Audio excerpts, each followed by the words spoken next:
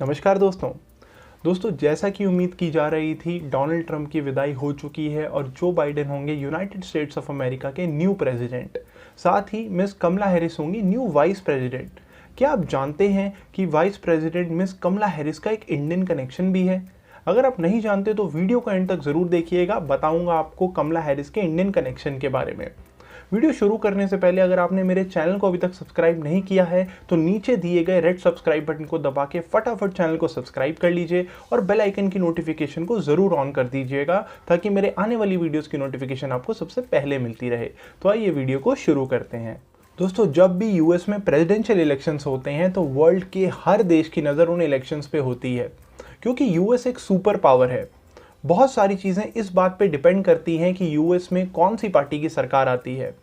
इसी तरह इंडिया पे भी इस चेंज के क्या इम्पैक्ट होंगे, उन इम्पैक्ट्स की बात करेंगे आज हम इस वीडियो में। आपको बताऊंगा जो बाइडेन के बारे में, आपको बताऊंगा कमला हैरिस का इंडियन कनेक्शन। तो वीडियो के साथ जुड़े रहिए। सबसे पहले बात करते हैं जो बाइडेन के बारे में। आखिर कौन है जो बाइडेन? आप में से बहुत लोग जो बाइडेन के बारे में ज़्यादा नहीं जानते होंगे। जो बाइडेन प्राइमरीली एक अमेरिकन पॉलिटिशियन है जो कि एक लॉयर और एक ऑथर भी हैं। ये यूएस की डेमोक्रेटिक पार्टी से बिलोंग करते हैं। 2009 से 2017 के बीच में ओबामा गवर्नमेंट में ये वाइस प्रेसिडेंट भी रह चुके हैं यूएस के। ये 78 ईयर्स ओल्ड। रिसेंटली हुए प्रेसिडेंशियल इलेक्शंस में इन्होंने डोनाल्ड ट्रंप को 76 इलेक्टोरल वोट के बड़े मार्जिन से हराया है, जो कि अपने आप में एक बहुत बड़ा रिकॉर्ड है।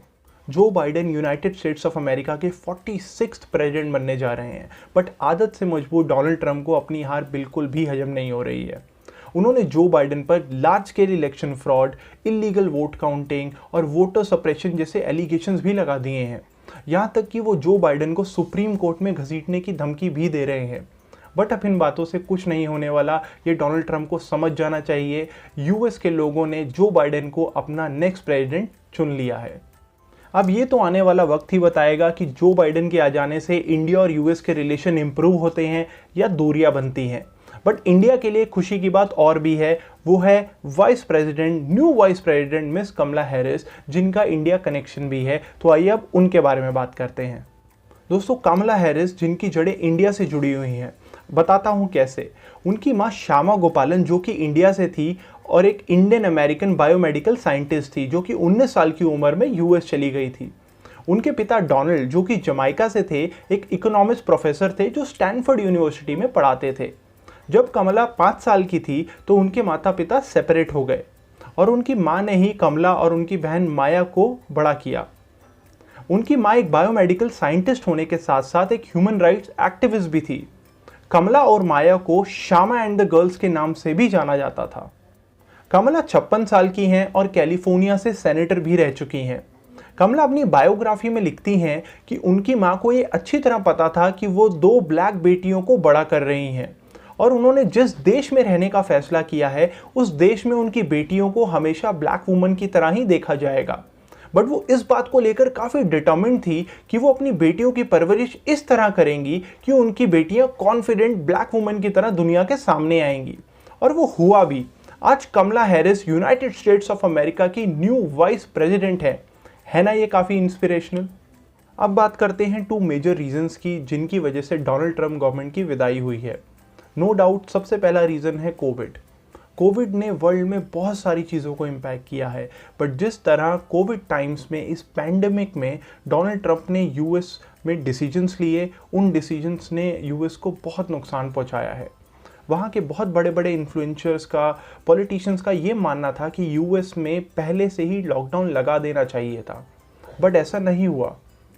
और दूसरा सबसे बड़ा रीज़न है ब्लैक लाइफ मैटर मूवमेंट जो रिसेंटली हुई।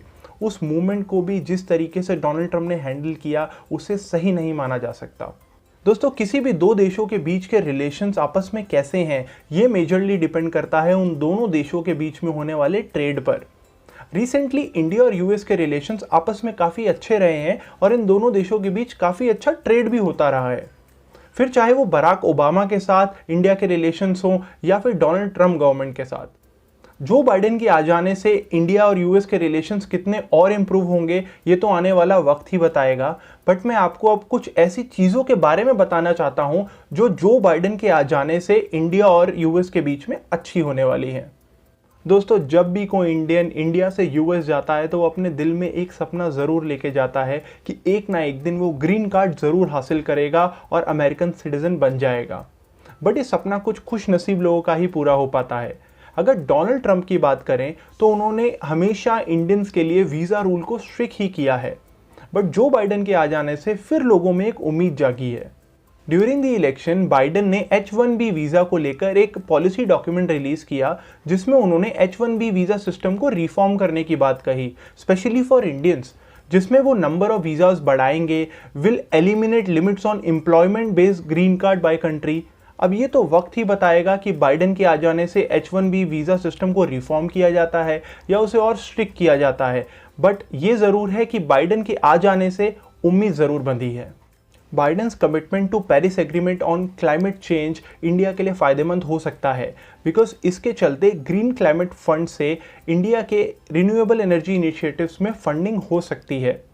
रिसेंटली डोनाल्ड ट्रंप ने इंडियंस को इंसल्ट करते हुए कहा था कि Russia, China and India are filthy, the air is filthy, यानी ये तीनों देश गंदे हैं, यहाँ की हवा गंदी है, जिस पर जो बाइडन ने रिस्पॉन्ड करते हुए कहा था कि आप अपने दोस्तों के लिए ऐसी बात नहीं कर सकते। दोस्तों जब जो बाइडन बराक ओबामा गवर्नमेंट में एज अ वाइस प्रेसिडेंट काम कर रहे थे तब भी उनका चाइना को लेकर स्टैंड काफ़ी टफ रहा है, जो कि इंडिया के लिए फ़ायदेमंद हो सकता है, because a strong US stand against China could be positive for India, जिसकी इस समय हमें ज़रूरत भी है चाइना की LAC पे हरकतें देखते हुए। तो दोस्तों अगर आपको मेरा ये वीडियो पसंद आया है तो इसे ज़्यादा से ज़्यादा ज़रूर शेयर कीजिएगा। अगर आपने मेरे चैनल को अभी तक सब्सक्राइब नहीं किया है तो नीचे दिए गए रेड सब्सक्राइब बटन को तुरंत दबा दीजिए और चैनल को सब्सक्राइब कर लीजिए, और बेल आइकन की नोटिफिकेशन को बिल्कुल दबाना ना भूलना, ताकि मेरे आने वाली वीडियोज़ की नोटिफिकेशन भी आपको सबसे पहले मिलती रहे। तो आप सभी को happy Diwali, enjoy the festival, मिलते हैं नेक्स्ट वीडियो में। जय हिंद।